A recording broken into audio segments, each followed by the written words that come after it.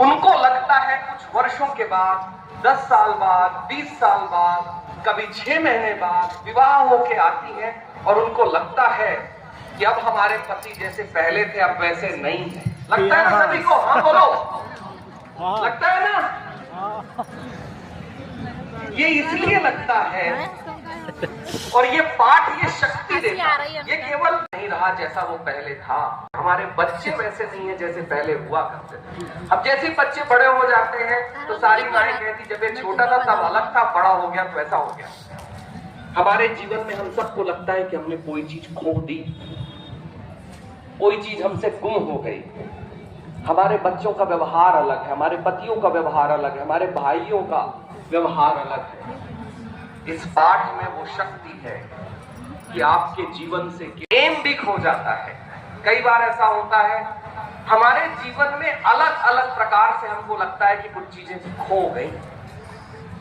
तो आज इस पाठ में जितनी लोग हैं, खासकर महिलाएं, वो अवश्य इस बात का ध्यान रखें कि उनके जीवन से जो जो खोया है, इस पाठ में स्वाहाकार के जब मंत्र होंगे तो बताने हैं, वो भगवती से प्रार्थना करेंगी कि पूरे जीवन भर हमको संतान सुख ऐसा मिलता रहे कि लगे कि हाँ भगवत कृपा हमारे परिवार में प्राप्त हुई।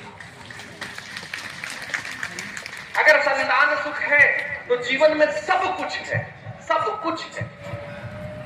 अगर संतान सुख नहीं है तो जो बहुत सारे लोग जब इस जीवन से विदा भी होते हैं तो वो दुखी ही जाते हैं और इसके कर्म बड़े बुरे बनते हैं। कैसे बनते हैं? क्योंकि जिन बच्चों ने अपने माँ बाप की सेवा नहीं की वो दुर्गति में जा रहे हैं।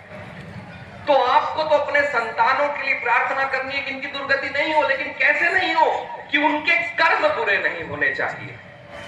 वो प्रथम संबंधों को, प्रथम सेवा माता पिता की सेवा है। अगर वो माता पिता की सेवा के लिए वो, अगर उनके मन में कोई राक्षस कभी आ जाए तो आज आप प्रार्थना करिएगा कि भगवती इनको ऐसा आशीर्वाद देना कि ये दुर्गति में नहीं जाए, ये अपने उस कार्य को करें जो प्रथम कार्य परमात्मा ने मेरे किया था, जो कार्य है माता पिता की सेवा।